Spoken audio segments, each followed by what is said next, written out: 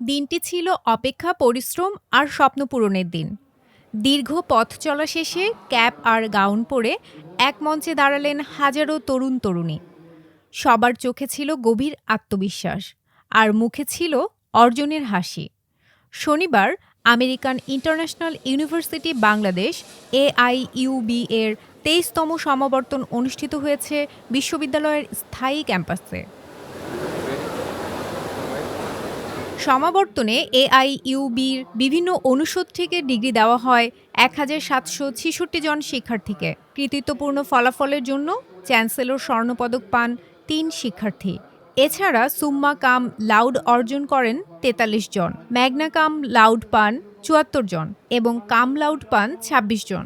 পাশাপাশি doctor Anwarul Abedin leadership পদক পান ১৯ জন এবং ভাইস চ্যান্সেলর পদক পান ২১ জন শিক্ষার্থী। সমাবর্তনের অতিথিরা বলেন, সংকট চিহ্নিত করে তরুণরাই দেশকে এগিয়ে নেবে, আগামীর বাংলাদেশ গড়ার দায়িত্ব তাদেরই। রাষ্ট্রপতি ও বিশ্ববিদ্যালয়ের আচার্য মোহাম্মদ শাহাবুদ্দিনের অনুমতিতে বিশিষ্ট বিজ্ঞানী ডক্টর আবেদ চৌধুরী সমাবর্তনে সভাপতিত্ব করেন এবং গ্র্যাজুয়েটদের সনদপত্র দেন। অনুষ্ঠানে বিশেষ অতিথি ছিলেন বিশ্ববিদ্যালয় মঞ্জুরি কমিশনের সদস্য প্রফেসর ডক্টর মোহাম্মদ আনোয়ার হোসেন।